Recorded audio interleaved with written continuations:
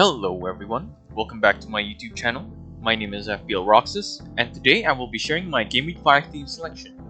Game Week 5 was probably one of the worst game weeks I've had in the years I've played FPL. We'll talk about it more in the video.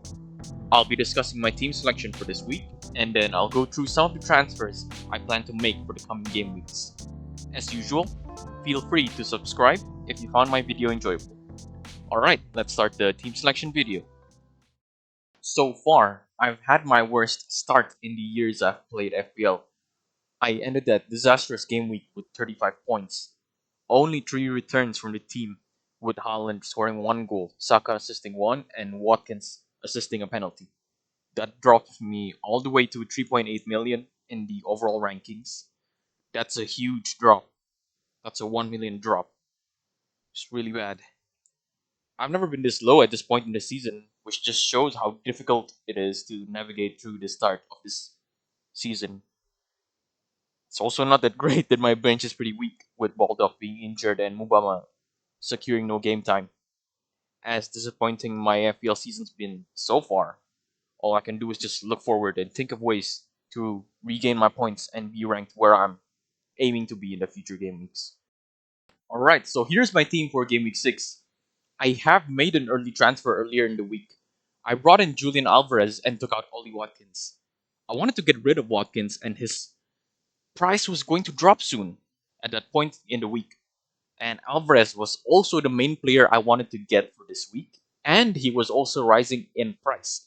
So the situation made me perform the early transfer to take advantage of the price changes. So for the team, starting in goal, I have Onana. I think he's a great goalkeeper, but FPL wise, he's quite disappointing. That's also factoring United's weakness in defense. As a United fan, the start of the Premier League campaign is pretty much as disappointing as mine in FPL. So two birds of a feather, I guess.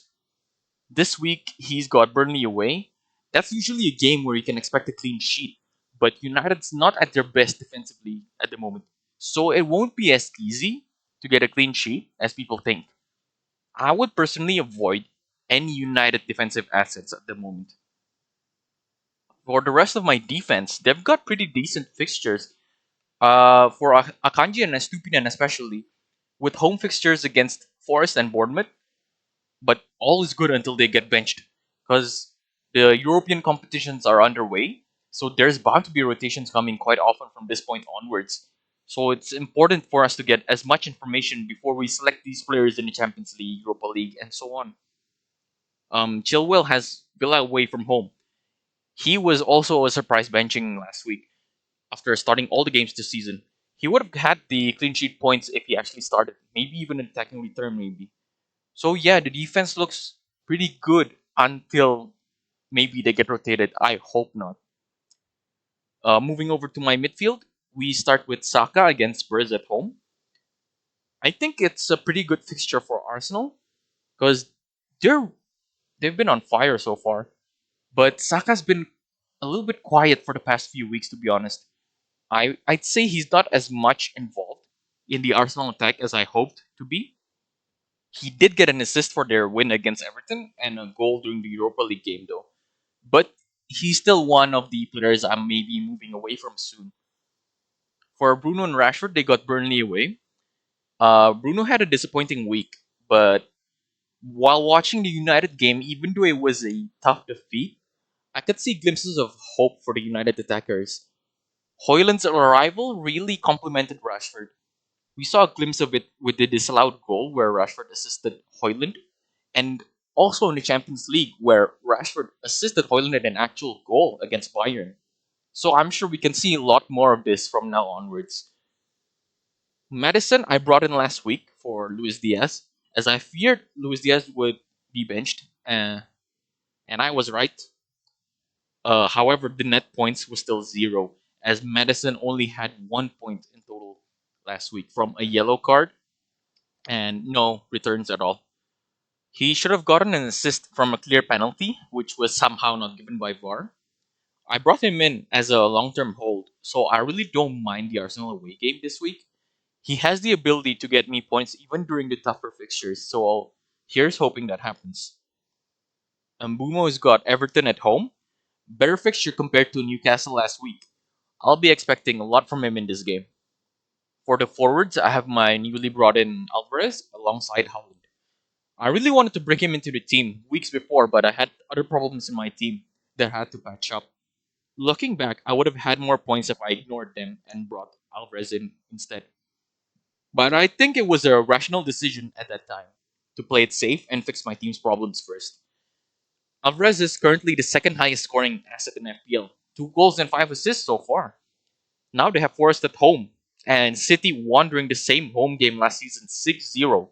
Haaland scored a hat trick and an assist for that win, so he's going to be my captain for this week as well.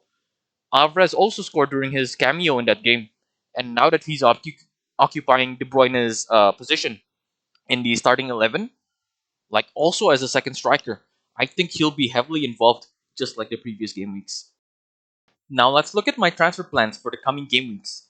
I have made a transfer plan for game week 7 to 9, keeping in mind that I plan to use my wildcard in game week 10.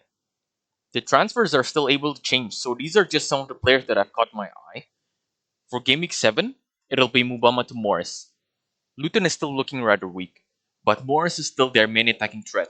He has 1 goal and 1 assist so far, and I think he should be able to get at least one goal involvement from one of the games against Everton and Burnley.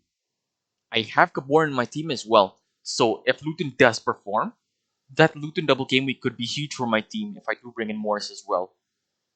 For game week 8, it's a Kanji to Udogi, or any other Spurs defender that I could afford.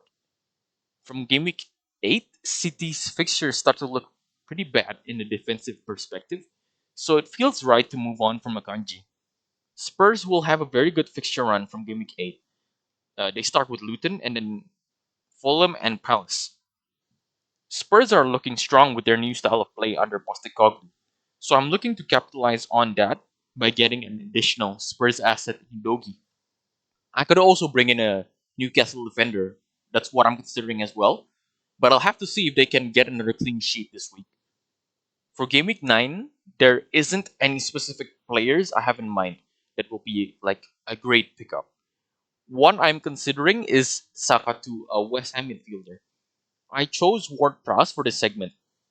So far until Game Week 5, Ward Prowse has been consistently returning every week. He has 2 goals and 3 assists, and he's on set pieces as well. West Ham are definitely starting to perform again. I could also bring in Bowen or Kudus instead. Like for Bowen, for example, he's currently the highest scoring West Ham asset so far. When it comes to Kudus, he hasn't started in the Premier League at all. But he did start their recent Europa League game and he did really well. They had 3 goals in that game, and Kudus had 2 goals in that result. Also, one important find from that game is that all the goals that they scored, they were all from corners. So set piece takers like Ward Prowse would benefit greatly. Then again, planned transfers don't always go as you want to. So I'm going to have to wait and gain more information from the various results of the coming league games. The cup games like the Carabao Cup, which is coming next week. Well, in order to finalize what I'll be doing in the coming game weeks. But one thing's for certain is that I am 80 to 90% sure that if everything goes as planned, I will wildcard in Game Week 10. That wraps up this week's team selection video. Good luck to everyone for Game Week 6. Leave a like if you enjoyed the video, subscribe if you want to be updated on my latest uploads. I'll be uploading every week, so stay tuned. Leave a comment if you'd like, and thanks for watching the video.